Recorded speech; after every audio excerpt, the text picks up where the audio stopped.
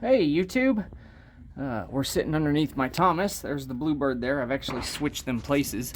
If you look here, when I got this new axle, we pulled the yoke out because we were going to swap it to a 1480 style U-joint. This is a 1550 style joint, which is bigger.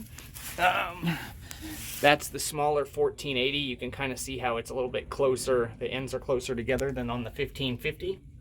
So I think since the Thomas is a 1700, it came with smaller joints since it was just a 545 and 7.3 originally, or 6.9. The Bluebird has 1550 joints on it all down the line. But anyway, enough of that. When we put the yoke back in, the seal started leaking. So we're going to pull it out.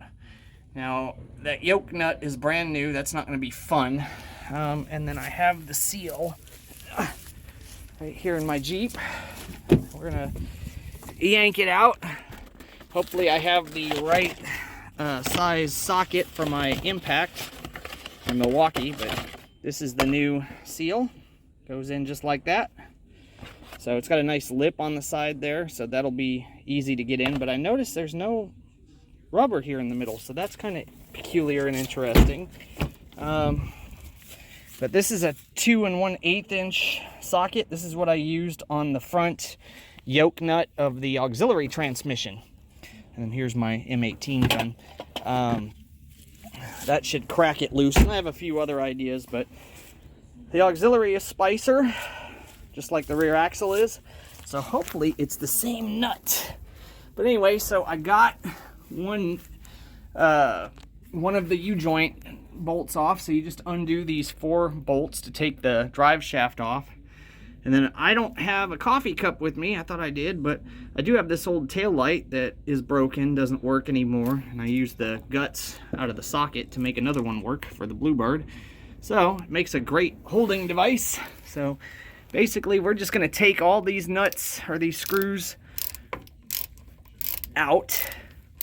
And then after we pull them all out, we should be able to pop the drive shaft off. These little clips here that they go through just swing away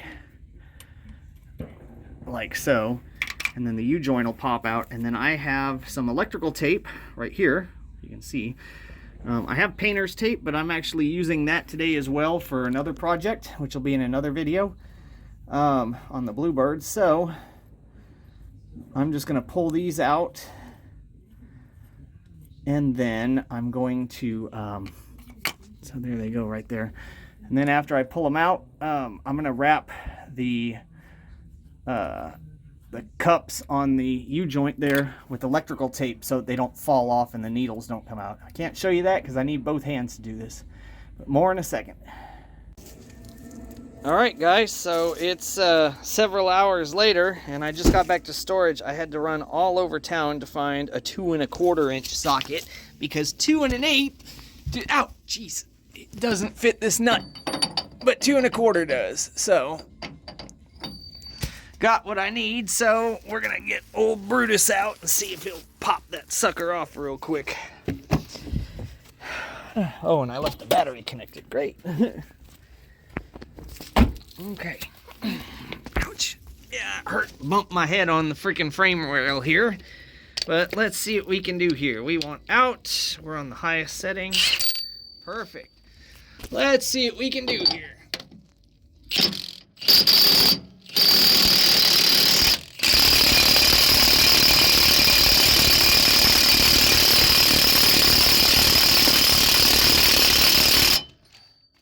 Wow, it's coming loose. Dang. This thing is awesome. It's loud as hell though. Jeez.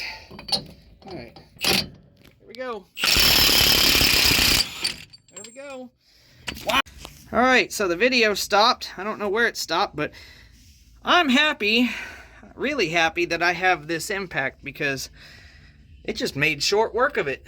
So, okay, we're already puking oil. So, let's see if I can get a hammer in here and pop this seal off real quick. Try to keep from dumping too much oil. Alright, the old seal came out pretty easy, and I see why it was leaking. It looks good, but it's ripped right here. So that's why she was leaking. Got the new seal up, and basically it's in. All we need to do is, I'm not going to use the sledge on this. I'm going to use my rubber mallet. We're gonna have to tap it in very gently. May have to. Nope. All right, I can't do this with the camera, so I'll show you when I'm done. All right, it's in. Now this is an interesting seal because it's a two-piece seal. So this is actually an outer piece, and the yoke kind of crimps in, and this spins. It's kind of interesting. It's a revised part by Spicer, but if you notice, there's no more leakies, and we'll go ahead and get our axle nut. Now I probably should put some Loctite on this, but I think we'll be okay. This nut was not on very long. There we go. Yeah, this guy was not on very long. This is a brand new axle nut. So we'll go ahead and I'll look inside to see if I still have some Loctite red, and I'll shoot video in a second when I'm done. All right, you crazy bus folks. So, tool review on my Milwaukee M18 fuel impact. So this is, I'm gonna look how much kick this fucker has. So this guy right here changed the it's a 1/2 inch drive. I got a 3/4 inch adapter on it. They use the same motor. My friends told me when I bought this that this will break shit if you're not careful, and they're right.